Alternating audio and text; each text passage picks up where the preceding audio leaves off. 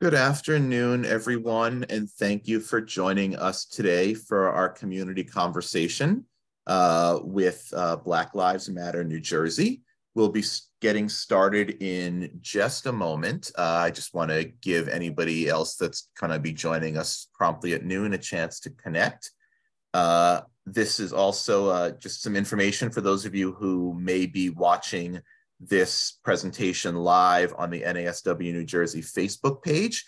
If you are watching live on Facebook and have questions for the presenter, you can put them in the comments on Facebook, and we will pick up those comments and move them into the main session for the speaker to address.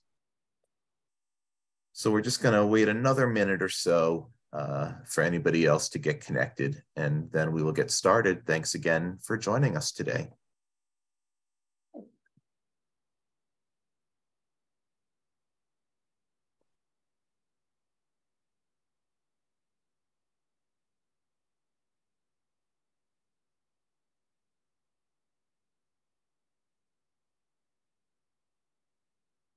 Okay, it looks like everybody who's going to be here at the start is connected. Other people are, of course, able to join as the presentation is in progress. But in the interest of time, let's get started with today's presentation.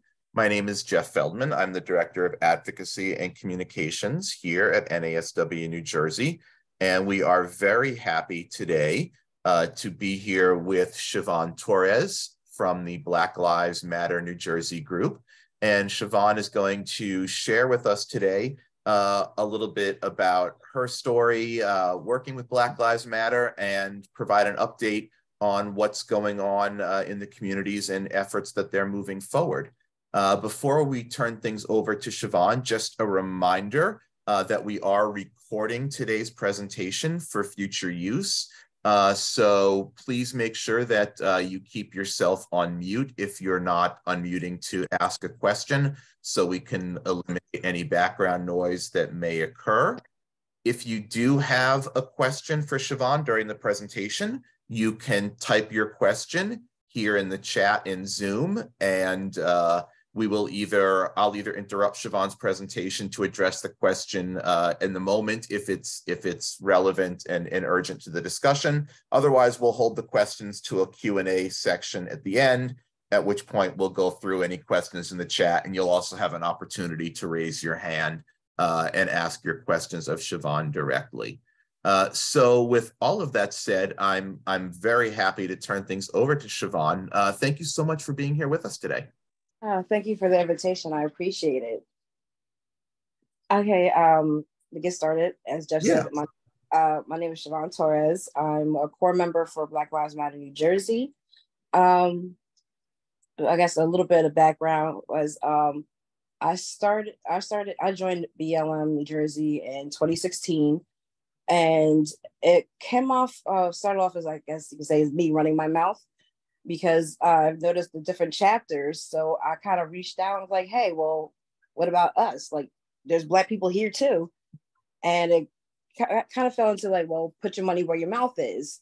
So instead of me thinking I was going to be in a more submissive role, I ended up being one of the core members and had the opportunity to travel the country with our sister chapters doing this work. Some things to clear up. As you can see, like, we're not the boogeyman, as like the media likes to try to portray us. We're not like the whole terrorist and Black identifying extremist type things. I'm actually a grandmother of two. So some of the things that we have been working on since then is we understood that like marching and protesting is a great thing to do and is definitely needed, but we also understand there's no reason to protest if our community is still suffering. So we have different pods. We have pods like in Patterson, we have one in Morristown up north, and we have some in Elizabeth, and then we have BLM New Jersey, which pretty much covers the rest of New Jersey. And each pod is is curated for that specific city, because each city is not like I said before, it's not a cookie cutter. So we have each pod, and is and it helps the direct. Excuse me, forgive me. What we do is like we take care of the specific city and that specific need for that particular city. Some of the things that we have been doing is for us. We've been working lately out of Trenton, New Jersey. We've have a coat drive that we're doing. We have this coat drive all winter long because we understand that you have a coat drive you might once a year or whatever, but things happen during that year. The coats might get ruined, it might get stolen, it might whatever, or if especially with kids, they grow so fast, you're gonna need the coat. So we have coat drives throughout the whole winter. We have we give out clothing, new or gently used. We call the Radical Rack. So families can come pick out whatever they want. We have clothes, shoes, what have you. Every fourth Saturday, we give out, we do our community outreach where we give out dinners to the unhoused, the low income families. We feed about 200 people per dinner. And with a dinner comes like with a freshly cooked meal. We give access to fresh fruits and vegetables because we understand that a lot of the cities that Black and brown people live in are in like food deserts or food apartheids. So we want to make sure we have give access to as many people as possible to fresh fruits and vegetables, and also education. This year we're actually going to be starting. With also the outreach, we give out the feminine hygiene kits for the unhoused, and we have PPEs we give out to the unhoused. Every August, we do a book bag drive, which is a giant block party, and to invite the community in for like the barbecue and like the cookout, and everybody comes, the kids have their games and stuff. Because we also believe that we also need to foster a community within New Jersey. Our ultimate goal is to get to the point where BLM New Jersey is no longer needed. Like if they see something that's going on, that the community automatically steps in. Like they don't need to call us to come in, or they don't need us to do this. That the community automatically will do it. So that's our ultimate goal for BLM New Jersey. We are starting a new program this year where we're giving out Narcan kits, and we're putting up syringe disposals throughout different parks. And so this way will help minimize the harm is done like caused by overdoses, or like having syringes like just laying around in parks where kids are not allowed to play in because of this situation. So we have that project coming up. We're also working on working with different nonprofits to work on like basically the community needs, for hopefully like helping with like the cell phone bills, like diapers, what basic needs that they can't get if they applied for like through social services, and it'll be hard for them to get that type of items. We've got tents for the unhoused folks that's around. We give out hand warmers, the blankets, so on and so forth. So our main focus is for the unhoused folks and lower income families, and we primarily focus on children. This is what our specific pod does. Another pod, they do like coding. They have camp, and that's I believe in Patterson, which they do amazing work too. So it's like, even though it looks like we're three separate entities, we're all working together.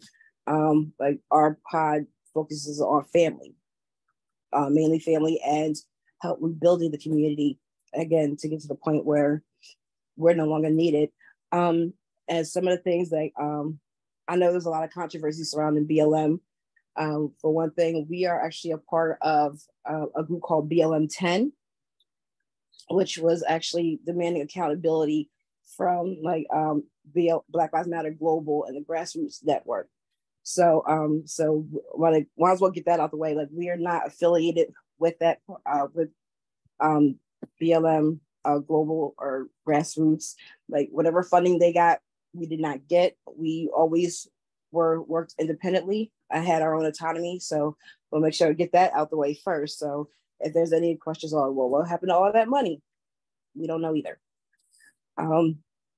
So we're also working on programs where we're giving out bus passes or and helping them with resumes and giving out clothes for them to do interviews, and basically helping out with needs that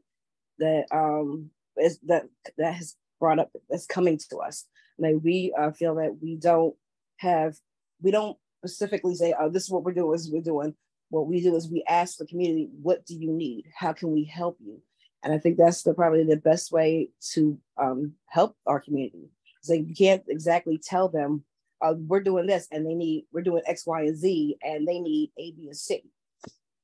It takes a little longer to process. It is work, but at the end, it builds a trust and rapport with our community. And hopefully when we start these other programs, we have access to, for example, we're going to be passing out flyers. So we've had some of our unhoused family members, because we consider them, because they're family. We call them cousins, aunties, uncles. So some of our cousins that are unhoused will have the opportunity to ask them to help pass out flyers. I mean, they just give them $20 an hour for passing out flyers. So that way they have something. And but our ultimate goal is to apply for a grant. So we end up getting the YWCA building, which is located in Trenton, which already has dormitories, a swimming pool, showers, and all that, and convert it into a place where the unhoused can go. And it's also going to be some of the our more regulars will be able to work there as security, or stay in a place to stay and be able to have to generate income. And because a lot of the times, most of the time when they need help, is they need an address, a permanent address or something. And if they're unhoused and they don't have an address, a lot of times they won't be able to get assistance. Or if they make too much to get assistance, but not enough to make a living. So those are the main people that we're focusing on, that we want to try to give the most assistance to. We work, basically we reach out to the most marginalized of the marginalized within our group. That includes single mothers, our trans cousins, our undocumented cousins, anybody that is at risk for the most harm is who we actively pursue first and make sure they're okay, and then we work our way out. But we also understand as a group that we're all marginalized, but it's also sometimes people tend to forget, yes, we're marginalized, but there's also a marginalized group within that group. And our main focus is to take care of them first and center them, and then go on about it, and continue to work within the rest of our community. We work with different organizations like COSECA. We work with a lot of people that work with undocumented people, and we also bring awareness to when people hear undocumented, the first thing they want to think is the Latinx community, and forgetting that there are Black undocumented immigrants. There are Black immigrants that come here that need our assistance. We have been to Standing Rock. We have been to Baton Rouge. We have been to Flint, Michigan. We have done work across the United States. Did a lot of work in DC. We've done work helping coordinate protests against white supremacists, in DC or in Boston. We've done protests here. And we also want to make sure people are aware of the danger that comes with it. Me personally, I can talk about me personally. I don't like telling everybody's business. I have been doxxed at least 3 times. My children have been threatened. My grandchildren have been threatened. And there's at least twice a week, there's some type of death threat coming to our emails. And unfortunately, like I got to the point where we're kind of desensitized to it, but it's the fact that it has to happen so often that is a problem. Um, Another thing is that we come across, like we worked with mothers that were their children were victims of state sanctioned violence.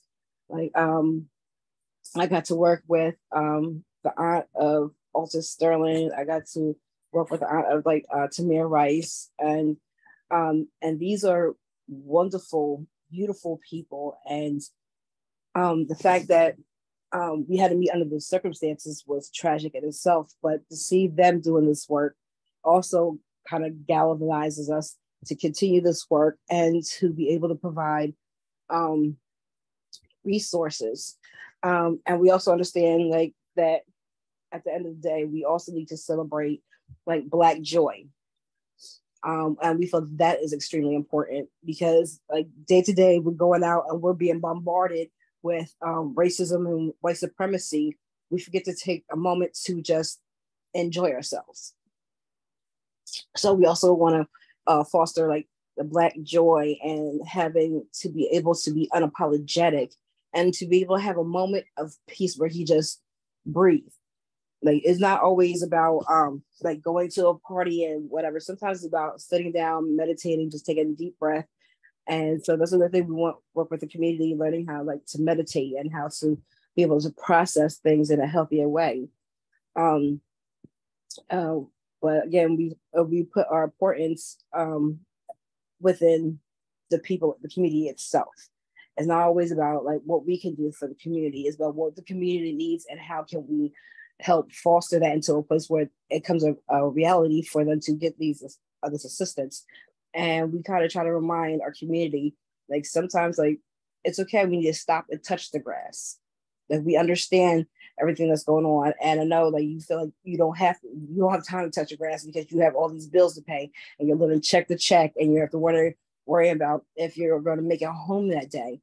And we want to try to remind our community that yes, we understand this and we go through this every day, but you also need to worry about like touching grass and how mental health is extremely important within a community. And we want to try to encourage our community to be able to go out and get therapy and try to get rid of that stigma of going to a therapist.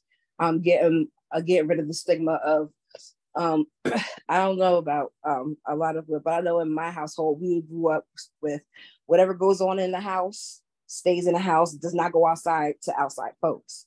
And we want to try to combat that type of thinking where it's like, okay, you have gone through trauma. This is what you have gone through, and you should be able to process this. So going to a therapist will be the best option for you. And we also understand like not all therapists are going to understand like certain things that our community goes through because they won't experience it and never have. So we also try to link our community to Black therapists as well as that. We try to also excuse me. I got so many things like going on my head at the same time. I apologize. Not only seeing like a Black therapist, but encouraging them to like get the mammograms, get your prostate checked, but basically the health aspect of it to get these regular checks of how important it is, and to kind of get rid of some of the stigma that our community had that's been fostered in our community because of white supremacy. One thing that a lot of people don't understand is that we don't work with the police. And the reason we don't work with the police is because one, we don't believe that that we are a photo op for them. There's like they should not be taking a picture with us one day on Monday and then shooting us on Tuesday and act like everything's okay and refer back to that same picture. A lot of the people in our community are uncomfortable with that, so we try to make it a safe space for the community. Like one of the sayings that we have is we keep us safe. And we try to explain what we keep us safe is that if, Lord forbid, if something is happening, like the police are not obligated to help you. They'll come in after the fact. And so that way, if we foster this mentality, we keep us safe. There's not going to be a need for it, and we foster this a community that you're not gonna want to be able to you won't be able to have the fact where you have to depend on your neighbor. Like, if Lord forbid if something happens, you call your neighbor, oh, this is what's going on, I need your help, and they're gonna come rush over. And that's the main thing we want to try to foster with our things. Well, okay, we also have the Narcan program. We have the feminine hygiene kits that we give out. We have the in-house kits that we give out. We are still working on teaching like our elders how to use like smartphones, laptops, because since everything is being converted to be online, it's leaving a lot of them behind. So see, okay, I see the pods. The different pods that we have right now, we have Elizabeth, we have Patterson. Patterson there, which is like one of the core members is Zelly, who is an amazing person. They are doing programs with like this in the camp. They have the community refrigerators. They're also doing the community outreach with the dinners as well as that. They're working more on the academic side of BLM. BLM Elizabeth is our boots on the ground. They're the ones that are, or like they're protesting and they're focusing on like the so-called war on drugs, which is actually a war on Black people. So they're working on things to combat that as well. So the programs that I just mentioned or other programs that these other pods are doing as well. But yeah, again, like I said, like our main thing was like we understand like how protesting and shutting a street down and the sexy side of protesting, and that's what everybody sees on the news, but they don't I think people need to understand or have knowledge of the work that goes behind that. It's like not always about the sexy activism. It's about staying up till 3, 4 in the morning, making sure somebody that's coming home out of jail has a way home. It's staying up late at night, making sure that a mother has a roof over her head for her and her children, or a father for him and his children. It's something, or helping a father that lost their child get a headstone, so things like that. It's helping alleviate stress where they don't know how they're going to get like the $40 to pay for their phone bill. So it's these little things that happen every day that a lot of our pods are doing.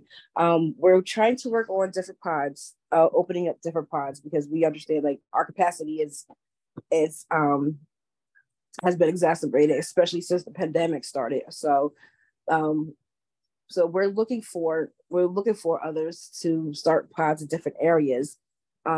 Each pod has their own autonomy.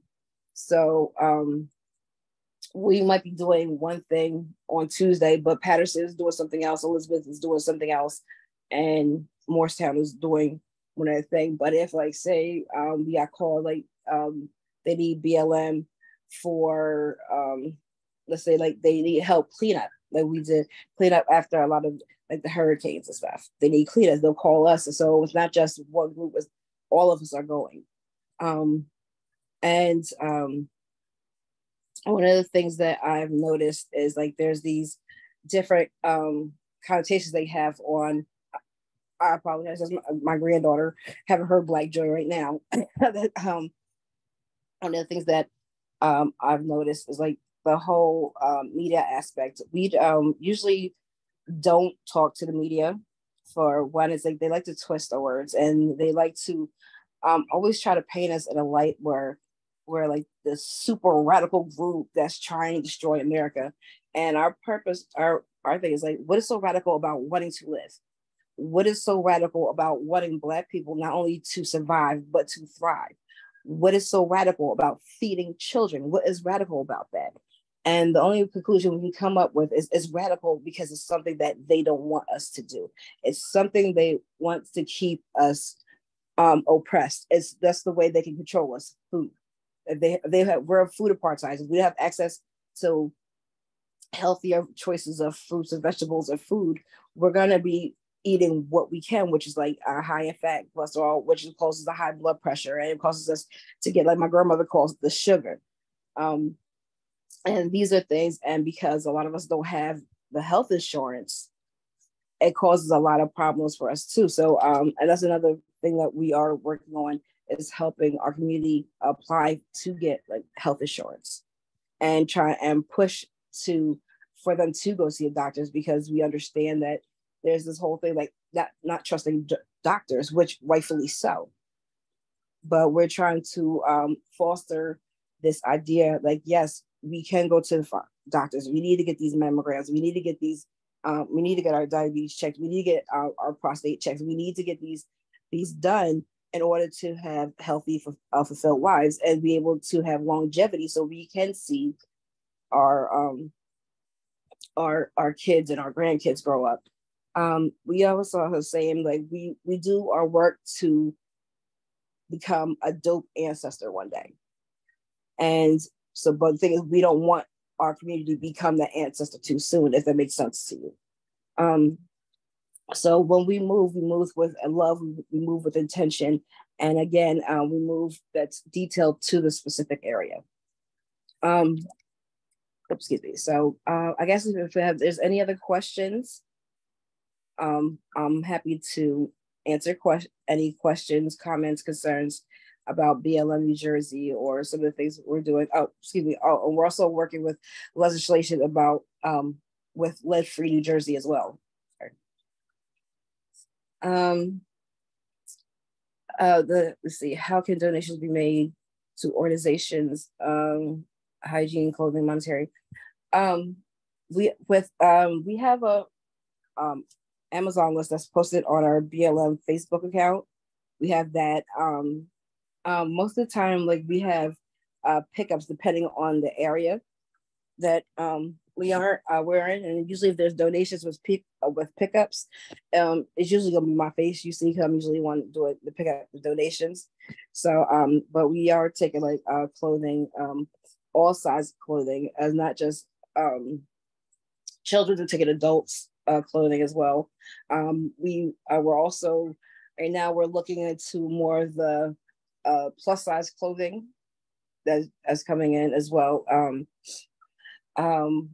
But a lot of the main donations that we've been asked for is for diapers, for sanitary pads, and let's see, specific programs you have for marginalized groups enter the unhoused.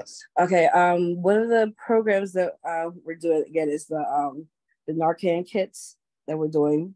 Our programs are not specific for the unhoused, but we tailor it to the unhoused, which can also go help with the lower income families or individuals.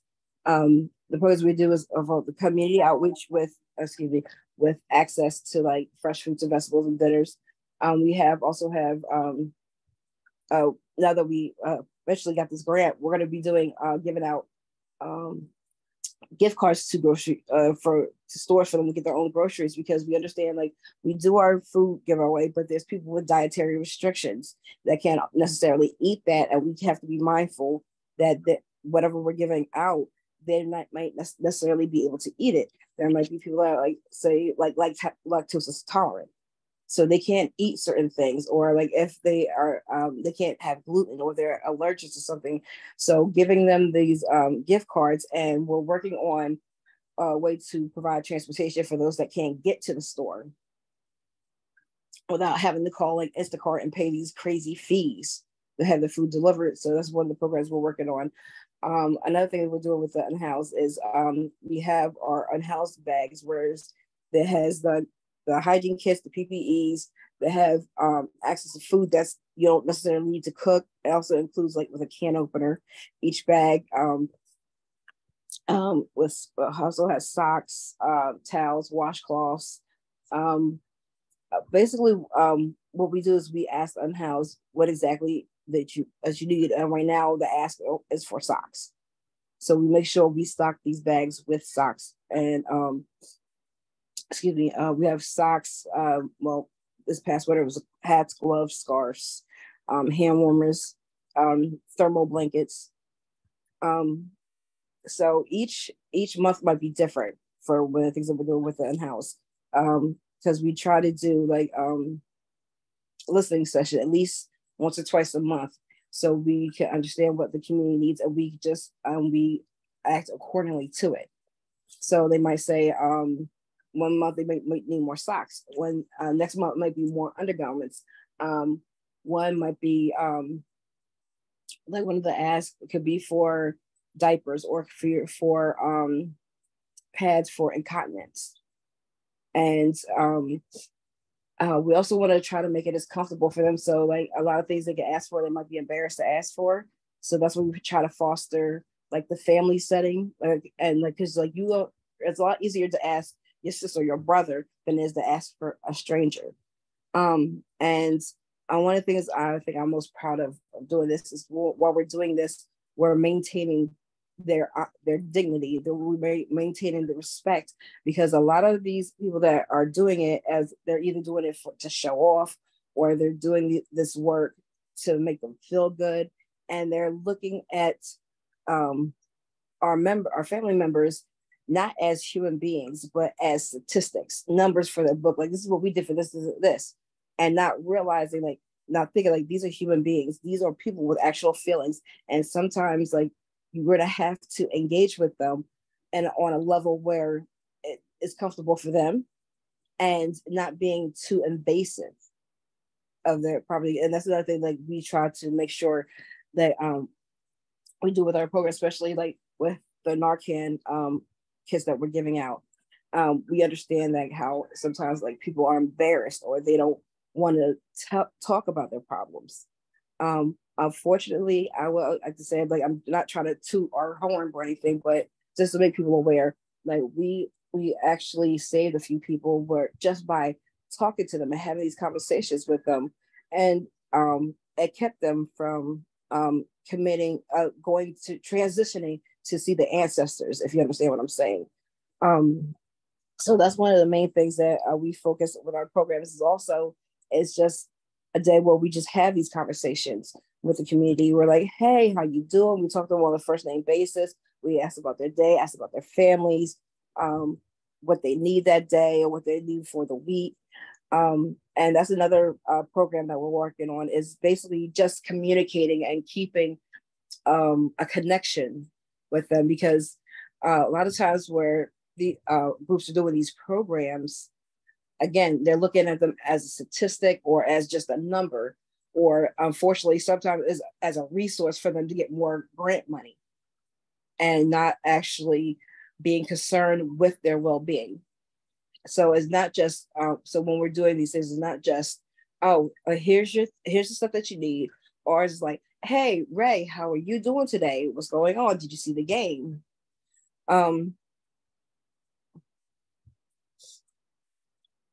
Let's see, Ronnie, I'm sorry to see you go, but also you can check out, yes, Patterson and Elizabeth have needs, and a lot of cities do have needs.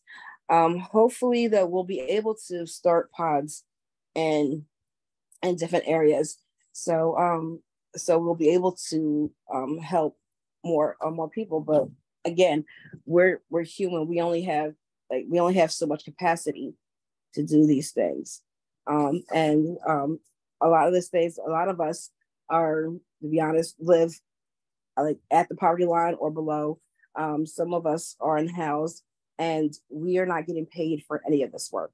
And a lot of the times, because we're not getting like a whole lot of donations, it's coming out of our pockets. So unfortunately, we don't have the capacity to reach every single city like we want to. But we're working on, our goal is working to that, where we have a pod in each city and be able to take care of everybody. So I think, I think that's a good place for me to interject. And actually, Leah's comment in the chat now is exactly where I was thinking. So Leah had asked, what's the best way for the community to get involved? And I kind of wanted to pursue that point. Razy is also asking, how can we support BLM? So let's kind of pivot into that piece of the discussion. And the first thing I want to follow up on is you had mentioned a Facebook page before. Yes. People can get information. Can you put that information in the chat, or if I search BLM New Jersey, will I find it? Yeah. Okay. Yeah. I haven't. Oops. Let's see. Yeah. So I'm sorry. Again, I apologize because I was having issues with my laptop, so I'm actually on my phone having this conversation. Yeah, you can look up BLM New Jersey. Which has the logo. It has Black Lives Matter New Jersey. It's black and gold with a gold circle around it. Unfortunately, there are different Facebook groups that have that show BLM, but they're not affiliated with BLM. Unfortunately, but we're at the point where it's like, well, if they're doing the work and they're actually helping the community, it's not that big of a deal, because we're not big on like oh, this is our name, this is what we're doing. If you're helping the community, the way one can identify if they're affiliated with the movement, because there's BLM New Jersey, and then there's the BLM movement. BLM New Jersey has, again, we have the black and gold a logo with the gold circle around, and in the middle says Black Lives Matter New Jersey. But most of the time, like our sister chapters, the ones that we're affiliated, are going to be posted on the Facebook page. I think I'll make sure it's pinned up there. But like some of our Facebook, our sister chapters are like BLM DC, BLM throughout the East Coast, like we have BLM DC, we have BLM Denver. That's what our sister chapters we call. But I think the best way for the community to get involved is like if they're really interested, they can shoot us a message, and like they can start their own pods in their cities. And I'm not gonna lie, it's a lot of work that comes in. It's a lot of it's gonna be a lot of long nights. It's gonna be a lot of dealing with people calling you like a terrorist or some type of scammer, and not realizing, okay, well, we're not getting any of this money that you so-called have. It's going to be a lot of work. It's going to be a lot of tedious work, for one. It's going to be you're going to have a tough skin. I'm going to be honest. It's like it takes a tough skin, because like not only the death threats from outside, you will get it from inside the community. And we have on the Facebook code, we have our guiding principles. Another way for the community to get involved is you don't necessarily have to be a part of BLM New Jersey. You don't have to be a part of BLM to be involved. You can start your own group within your community. And that's the one thing that we also do is like local grassroots organizers that are looking to get started. We help like foster that within the communities. Because again, like our ultimate goal is not to have BLM New Jersey needed anymore. It's where our community steps up on our own. So like if like you guys are interested of starting your own pods in your communities, like feel free to shoot us a message and we can help facilitate that. But I'll be honest, like it's long work. It's lonely work. And it's something that you have to definitely be committed to, and because it will take up a lot of your time. And not that I'm complaining about that, because that's something I love to do. But make sure like you're in a place where you're able to be a servant leader. But like one of the main things we do is like we also like hold trainings, especially for Black women and Black young girls, that we teach them to step into their power, to find their own voice, and to be able to vocalize what their needs are, or what the communities are, and not worry about being seen as the angry Black woman or being seen as aggressive.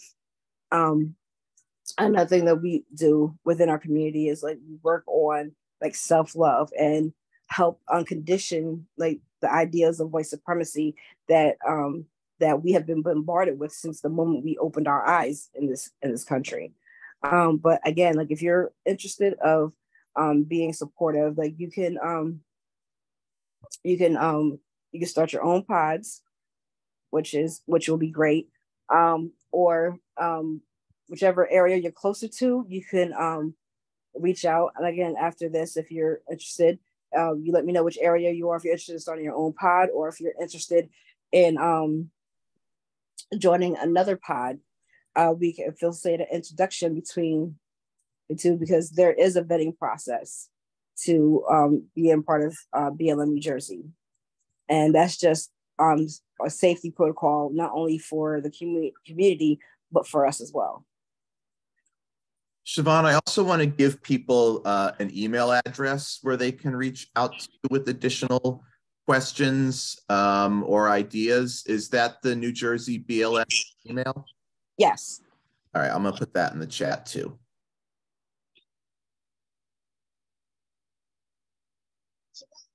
So I want to also thank you so much for sharing, what the impact of this is on you as individual and the other volunteers, because I don't think we hear that story enough. And it's so important that we're aware that, not only that you're all volunteers and the hours that you put in and the commitment that you put in, but also that you're constantly getting, challenged and threatened by people in the community who don't support the work you're doing and are actively against it. And, I don't know how many people realize, the type of on the ground, direct service, community organizing that you're doing to provide what the communities need to succeed and thrive, and to help people who are really, as you had mentioned, the marginalized of the marginalized, and the ones who are really struggling the most. And I think it's so important to raise that piece of the question so people get a full and robust picture of what BLM New Jersey is doing. Yeah, I appreciate this opportunity to explain some of the things we're doing. But I also want to put out with BLM New Jersey is that we have to say we're unapologetically Black. And that also entails not just going around raising our fists in the air. It's also understanding that there is a difference between wisdom and education. We don't put too much like it's great that if you have a college degree, and that's wonderful, and we're not knocking that, but we also understand that there's certain wisdom and life experiences that don't come with that degree. So even if you feel like, if you don't have a degree and you feel like, oh, I'm not going to be able to do this because I don't have a degree, like, you have life experience. You literally, however old you are, you have lived this long as a Black person. You have that experience. You have that knowledge, and that little piece of paper is not going to tell you any different. So that's another thing. Like, we like to foster within the community, because I'm be honest, like, some of the most wise people I ever spoke to are people that didn't graduate past the fourth, fifth grade, and the wisdom that they were able to show to us is amazing. We're also like bigging up to like our family members that are going to college or getting these degrees and are doing their thing, and we're loving them. So, but we're also like sure like we try to eliminate the fact of like classism and ageism and within the anti-Blackness within itself. So I wanted to point that out, because a lot of people feel like, oh, well, I don't have the experience to do this work. Sis, neither did I. I ain't have it either. It was trial by fire. So I want to let people know that, because that shouldn't be a reason to stop you. If you want to do this work, and if you're really committed, you're going to do it. You don't need a degree to do this work. You don't need to because like I said, you've been Black all your life. You have that experience. You know what it is. You know when something is racist. So I want to make sure I put that out there. So if people are interested in starting their own pods and they're feeling self-conscious because, oh, I haven't been an organizer before, I have never done this before, I don't have a college degree. Like I said, neither have I. And I've been doing this for years now. And guess what? Now you have that experience. So now that and again, because we don't subscribe to like the whole classism thing, you can have a whole doctorate degree or a GED. It doesn't matter. If what you're doing is benefiting the community, that's what's important. Not them 3 letters behind your name. It's who you are and how your work impacts the community. But I'm sorry, I didn't mean to cut you off. I just wanted to put that out there just in case there's people out there that are thinking about joining and they have these apprehensions. No. Like, again, not everybody started. Like Fannie Lou Hamer didn't have the experience. Like most of our Black leaders did not have the experience. It was trial by fire. And I want to make sure I encourage people to say, like, don't keep waiting for a Black leader to show up. Be that leader, especially for Black women, because like we've been the backbone of this community for so long, and make sure we get this recognition. So step into your power. If you're interested in doing this, step into your power. Do these pods, do this work, but make sure you understand that it's going to be a long work. It's going to be hard, and you're going to have to develop a tough skin. But I apologize. I didn't mean to cut you off, but I want to make sure I put that out there for everybody to know. Yeah, no, it's fine. I appreciate that perspective, and thank you so much for putting that out there.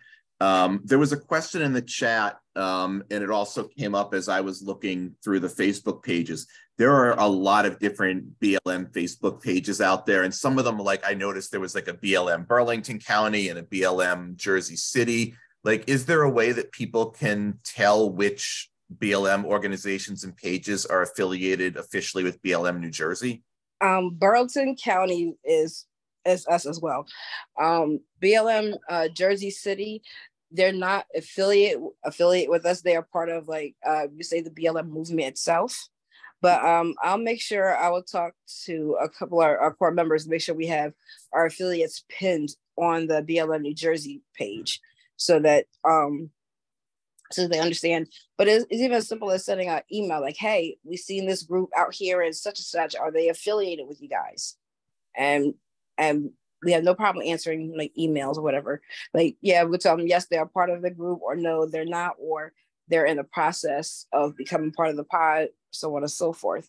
So like I said, like if like any questions, like we're very approachable. You can just shoot out an email and we will respond to it. Unless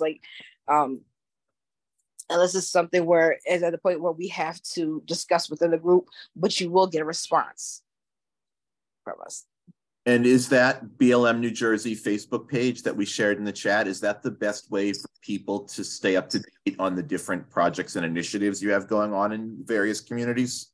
Yes, that's going to be the one that keeps us up to date. Between that, we're working on Instagram and our Twitter page as well.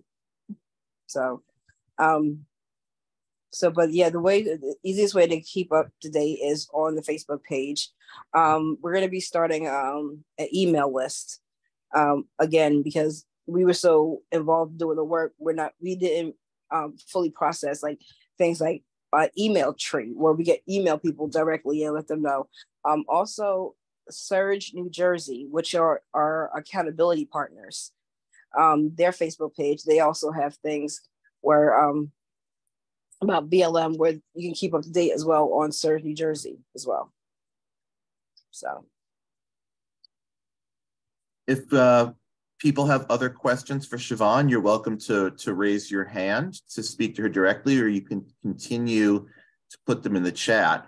One of the things that I was wondering, Siobhan, as you were talking, is just what methods you use to get the word out in the community. You've talked about holding meetings with the community a couple times a month to understand what they need. So do you work with like local churches and with other social service organizations to get that information out? Like how can the people in the community find out what you're doing? Okay, we do listening sessions.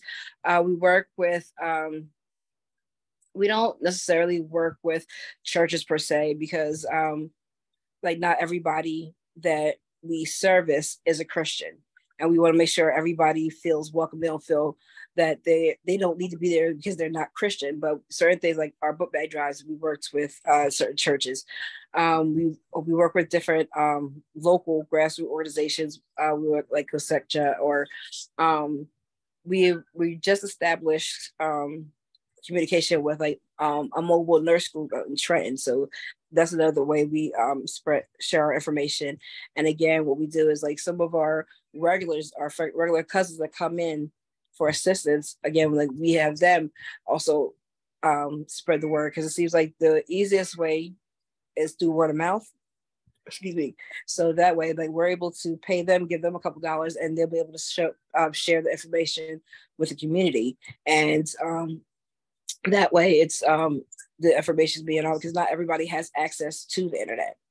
So we try to find different ways to again, we do listening sessions, we do like online, we have but a lot of times it's just us walking around the community like, hey, how you doing, like do you have a minute, we can talk to you, this is what we're doing. A lot of times we gotta like convince them, we're not trying to sell them anything, but like, no, this is one of the things that we're having. Our community outreach is actually held at a Quaker's house in Trent. So like we do work with like different organizations, and we do try to spread the word. We're looking to collaborate with a couple more other organizations, because we was able to give out at the last book drive, we was able to get out COVID shots. We was able to give different shots for children so they'd be able to go to school. And with these book bag drives, so we're hoping to collaborate with different organizations. We've been working with Lead Free New Jersey as far as like was legislation, and sharing our stories about the lead poisoning within the Black communities and how it affects us, and how we've worked with organizations such as Greenpeace. And not only that, is talking about how environmental racism plays a part, and we try to educate how everything intersects with everything. And the only reason why a lot of people say, well, why is it always about race? Because like the country is built on racism. Race is built on everything, no matter how you look at it. You might try to like deny it all you want. It's always based on race. Because if you look at like these oil refineries, we know that they're doing damage to the environment. But where are these oil refineries being placed? In predominantly Black and brown neighborhoods. Like these pipelines are being put. You see where these pipelines are being put. So it also plays a race. So we also try to educate on, like, again, environmental racism and how it plays a role, medical racism. And that's the thing that we're hoping to work with some of the students that come out of nursing school to teach to be advocates for people that go to the hospitals or where they're not being believed, and also educating a lot of these doctors that unfortunately within 2019, almost a little over half of them still believe that Black people have thicker skin than non-Black people. And this is these students coming out of medical school and still believing this. And so that's another thing we're trying to work on, is for our community to learn how to self-advocate for themselves and advocate for other people that's in these doctor's offices or in these hospitals, because especially within labor and delivery is one thing that we're working on.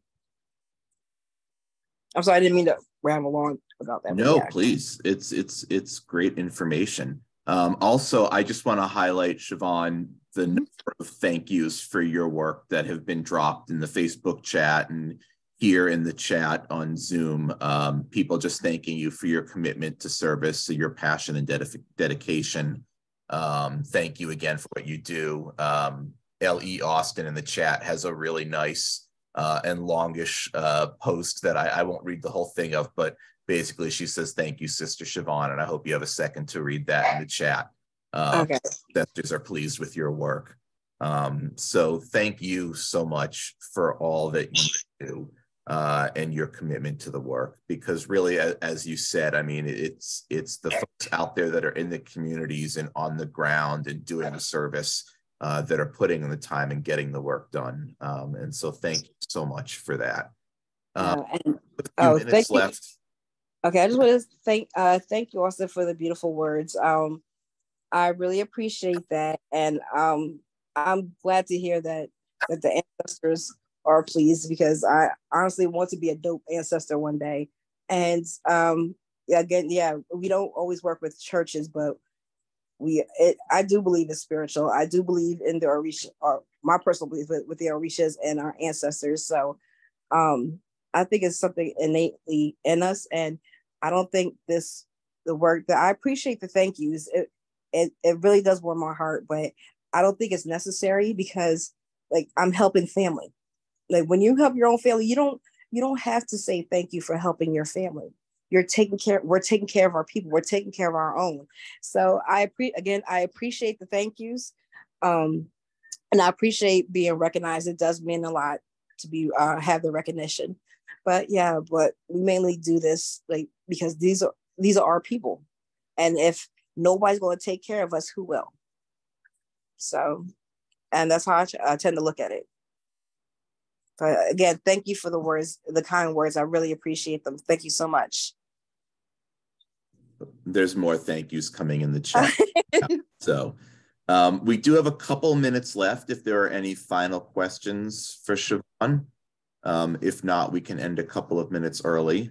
But I do want to give everybody a chance to get any of their questions in. Again, and if you have any questions later on, feel free to shoot us an email. And like I promise you will hear from us. More thank yous and prayers and blessings. So I think thank you wrapped up most of the questions.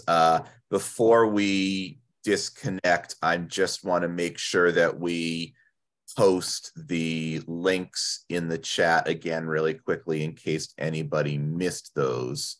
I wish Facebook chat let you cut and paste. That would be a lot easier. But it was newjerseyblm@gmail.com is the email address.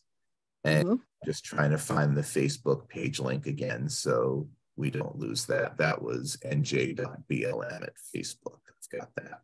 So let's drop that in the chat again so people can grab it. And then we'll hang on the call for another minute or so people can take those things from the chat if they need them. And then if no other last questions come in, we can wrap up. But again, Siobhan, please keep us up to date on what's going on in your communities when you're launching new pods, if that happens. The way the National Association of Social Workers in New Jersey is structured, we have county-based distribution listservs that we can send information to. So if there's a particular project you're working on in Elizabeth that you want, more folks in Union County to know about, for instance, you can we can send that out to our folks in the Union County listserv. If you're starting a pod in Camden or something, we can send it to our Camden County listserv. So as you have information that you want to share, please let us know and we can help get that out to the social work community.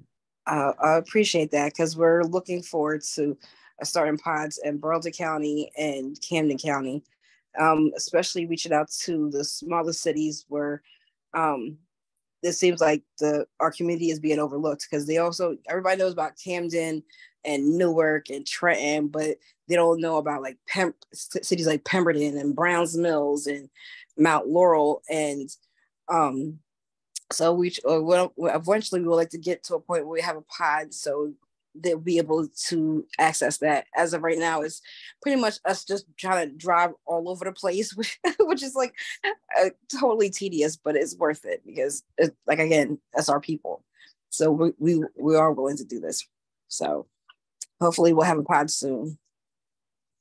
Well, thank you, Siobhan, so much for your time. I really appreciate you being here with us today. And thank you, everybody who was able to join us. I know we had a problem technology-wise the first time we tried to do the presentation. So for those of you who have come back for the rescheduled presentation, thank you for bearing with us.